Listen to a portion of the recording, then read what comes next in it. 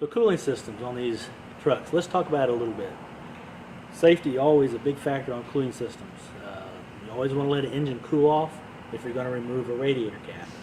Pressure builds up in there, and if it's hot, it can blow up on you and you can get hurt.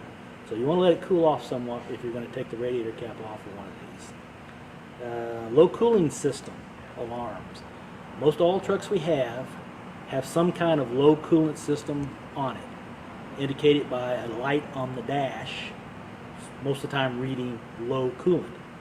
If you have this come on, it's usually 1 to 2 gallons low on coolant. It's not critical. The truck's not in danger of overheating unless it got ignored. You don't want to ignore that. You want to address that as soon as possible. If you want to add coolant to a system, it's okay to add coolant. You just want to be careful. If you feel confident enough to take that radiator cap off and add coolant, that's okay. When adding coolant to the radiator, you want to only add, you don't want to fill it up all the way to the top of the cap, of the neck of the radiator. If you ever look down inside one of the radiator necks, you'll see what looks like a sleeve down in there. Usually you want to put it right at the bottom of that sleeve in that area. Reason being, coolant expands as it gets hot. So if you didn't leave that area, that gap, it would expand, it would overcome the radiator cap, and it would leak out the drain tube, and it would leak on the ground, and you might think you have a coolant leak. So you always want to leave a little bit of room there when adding coolant. Adding water, I get asked all the time, is it okay to add water? Water's okay. If water will keep the truck in service, that's fine. We don't want to keep a truck from making a call if water can keep it going. But you don't want to do it all the time. If you're having to add water a lot and you're not letting us know about it, there could be something wrong with the cooling system. Be mechanical, a leak somewhere that's not showing up on the ground. We need to know about that, even if you're adding coolant more than you think you have to on a normal basis. You let us know by turning in an email concern, or talking to me if you see me, or calling the shop. Always can call the shop and they can give you some advice.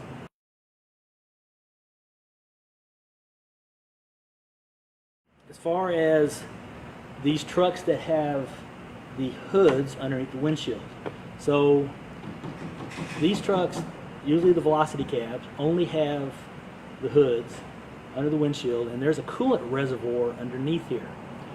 I've had pretty good luck keeping the coolant system full as a maintenance factor only by keeping that reservoir underneath this hood. To open this hood can be an issue too sometimes. So real quick on this hood latch on these trucks with this hood.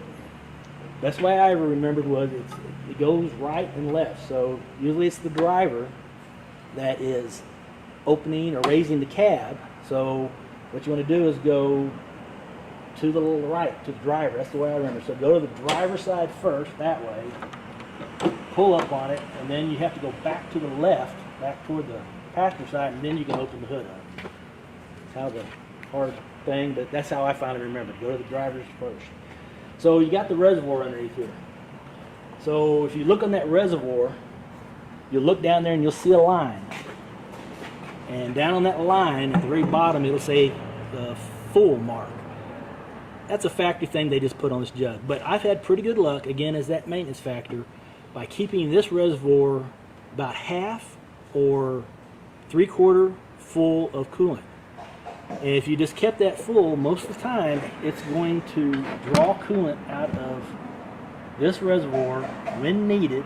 It'll keep the radiator, the coolant system itself, full. Again, just for maintenance reasons. If you ever get a low coolant light on, that means the actual coolant system is low. You will not be able to add coolant here to fix that problem. You'll have to actually add coolant to the radiator itself, which means pulling the radiator cap off. So this works okay on these trucks. Other trucks, if you get a low coolant light on, you're just going to have to pull the radiator cap off anyway, so you don't have that factor.